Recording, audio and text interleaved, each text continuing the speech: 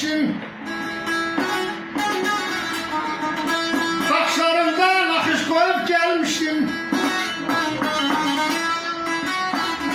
Hədin yağış koyup gelmiştim. Ata yurdum, ana yurdum, Kəlbəcərim, Kəlbəcərim. Var ol.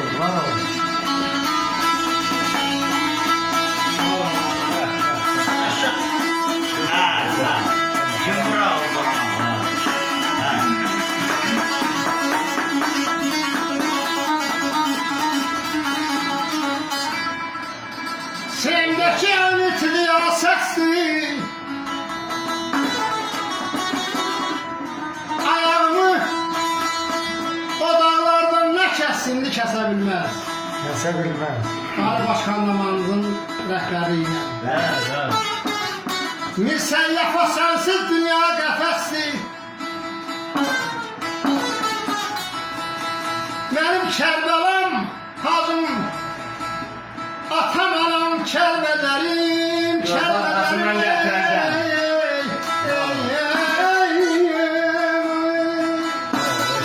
Bundan dağlar etdiniz əhali. Gələcək ona. Burada sohbet geçiyor. Ermeni imkan verin. Yurttaşımın altında yüreğim.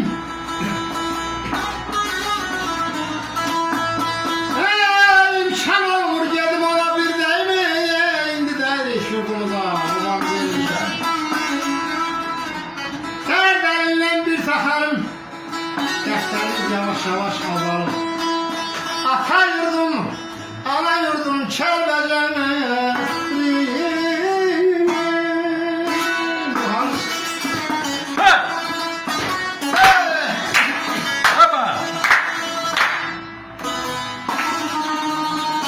Həsrətimi yollardan sərib mən, gözləyirəm sizsiz gəlib mən.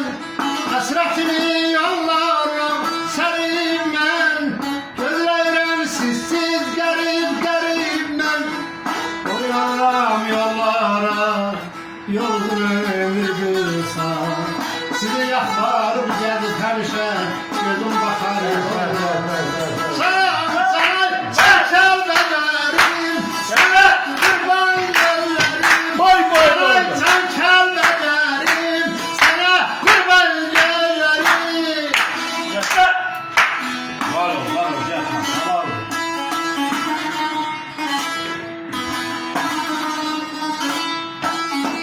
Sözlərinlə bir xoş gülüşlərinlə gözləmişəm səni gəlib mən.